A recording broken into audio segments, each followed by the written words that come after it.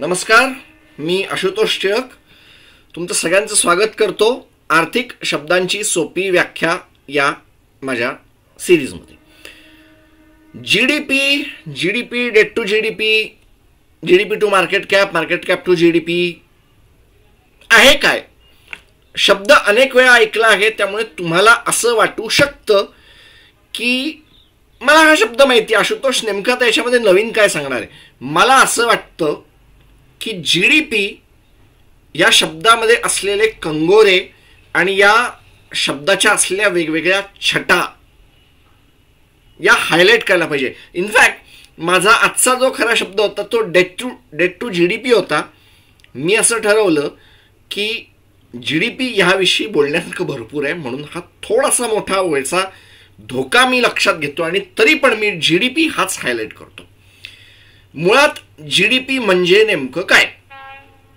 GDP म्हणजे सकल राष्ट्रीय उत्पन्न, ग्रॉस डोमेस्टिक प्रोडक्ट. डोमेस्टिक, मग त्याच्यामध्ये डोमेस्टिकमध्ये काय काय येतं? सर्वसामान्य लोकांचा खर्च, कन्झम्पशनसाठी झालेला खर्च, उद्योगधंद्यांनी त्यांच्या गुंतवणुकीमध्ये वाढ करण्यासाठी केलेली गुंतवणूक,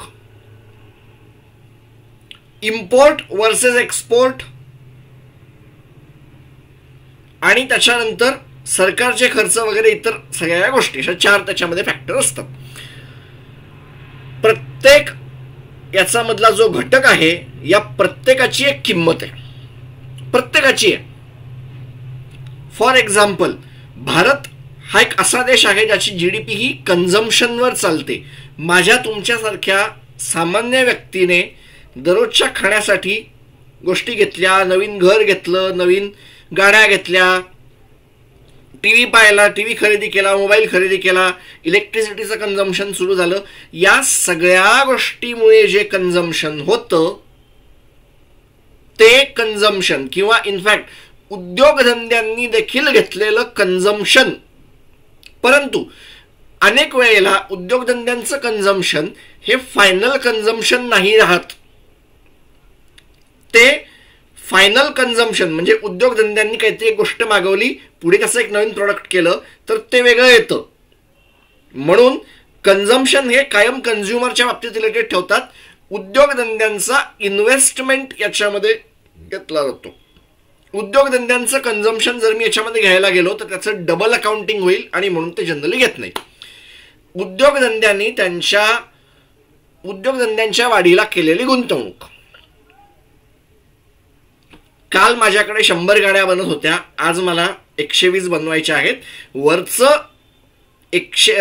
20 तयार करणं, वरचं 20 गाड्या तयार करण्याची कॅपॅसिटी आणणं इज इन्व्हेस्टमेंट, ज्याला ग्रॉस फिक्स्ड कॅपिटल फॉर्मेशन असं म्हणतात. की नवीन भांडवल त्यामध्ये टाकणं इज व्हॉट उद्योगधंद्यांचं फॅक्टर, उद्योगधंद्यांचं नवीन गुंतवणूक, सरकारचं असलेलं इन्फ्रास्ट्रक्चर. कारण सगळ्या गोष्टी काय उद्योगधंदे करत नाहीत. पोलीस सर्व्हिस उद्योगधंदे करत नाहीत, डिफेन्सची सर्व्हिस उद्योगधंदे करत नाहीत. याच्यामध्ये अजून एक जीडीपी मध्ये अजून एक घटक येतो जो सरकारच करू शकतं, आणि तो म्हणजे परकीय वकिलातींमधून मिळालेला पैसा. परकीय वकिलातींचा मिळवलेला जो पैसा असतो ना, तो भलेही तिकडचा असेल पण तो भारताच्या इन्कम मध्ये गृहीत धरला जातो. आणि म्हणून अनेक वेळेला, आता इथे थोडंसं बाजूचं जातं पण तरी पण मी एक कॉन्सेप्ट सांगतो. फॉर एक्झाम्पल हा भारत देश आहे, मी आत्ता भारत देशात बसलो आहे, पण असं अज्युम करा की माझ्या गल्लीच्या पलीकडे एक ऑफिस आहे अमेरिकन सरकारच्या भारतातल्या वकिलातीचं. अमेरिकन सरकारच्या भारतातली वकिलाती ही भलेही भारतातली असेल, मला तिथे जर जायचं असेल तर मला माझा पासपोर्ट घेऊन जावं लागतं. कारण त्या वकिलातीवर झालेला हल्ला हा अमेरिकेवर झालेला हल्ला गृहीत धरला जातो, कारण ती त्यांचं ऑफिस धरलं जातं, त्याच्या खालची जमीन असते त्याच्या खाली असते. आणि म्हणून वकिलातींमधून सरकारला मिळालेला फॅक्टर हा त्या जीडीपी मध्ये धरला जातो. इम्पोर्ट एक्सपोर्ट मध्ये नेमकं काय आहे, कुठे चालतं, वरती चालतं, हे चालतं, ते चालतं.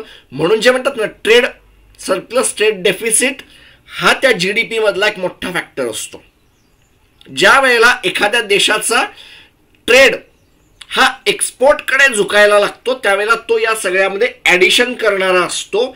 ज्या वेळेला एखादा देश इम्पोर्ट करायला लागतो त्यावेळेला त्या देशाच्या जीडीपी मध्ये तो मायनस होतो. मग हे ज्या वेळेला आपल्याला कळतं त्यावेळेला आपल्याला हे कळायला पाहिजे की भारताच्या जीडीपीच्या कॅल्क्युलेशन मध्ये इम्पोर्ट एक्सपोर्टचा जो आहे, इम्पोर्ट मायनस एक्सपोर्ट, हा कायम निगेटिव्ह असणार आहे. म्हणजे भारताच्या जीडीपी मध्ये खरं जे भरपाई टाकणारा आहे तो असणार आहे, तो कंटिन्यू असणार आहे या पहिल्या 3 घटकांसाठी. हो, आणि हे ज्या वेळेला तुम्हाला कळतं त्यावेळेला मग तुम्हाला कळायला लागतं की डेट टू जीडीपी किंवा मार्केट कॅप टू जीडीपीचं महत्व काय. तुमच्या देशामध्ये एक नवीन इन्फ्रास्ट्रक्चर करायला सरकारने पैसा गुंतवला आहे, नवीन तयार झालं, एक नवीन प्रॉपर्टी तयार झाली, पण ते करताना सरकारने कर्ज घेतलं. उद्योगधंद्यांनी नवीन प्रॉपर्टी उभ्या केल्या, नवीन कपॅसिटी ऍड केली, पण ग्रॉस फिक्स कॅपिटल फॉर्मेशन मधला लार्ज पार्ट हा जर कर्ज असेल तर ती ग्रोथ किती का असेल ना, ती खरी असते का? नसते ना. आणि मग हे बघताना भारतामध्ये मागच्या काही दिवसांमध्ये जे घडायला लागलं होतं की कन्झ्युमर लोन वाढायला लागले होते. 3 मोठ्या घटकांचं देणं घेणं कर्जाकडे सरकतं आहे.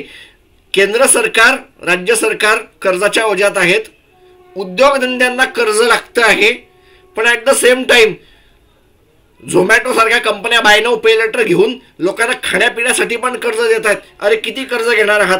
म्हणून हा जो आहे ना, हा खरंच काळजी तयार करणारा घटक आहे. कारण कन्झ्युमर डेट हे मागच्या काही दिवसांमध्ये 50,000 रुपये किंवा त्यापेक्षा कमी साईजची कर्ज वाढायला लागली होती. काळजीचं ते कारण होतं. आणि म्हणून तुमच्या लक्षात आलं असेल की जीडीपी किंवा डेट टू जीडीपी याचं महत्व का आहे. नमस्कार, पुढच्या आठवड्यात भेटूया अजून एका टर्मसह. तोपर्यंत धन्यवाद.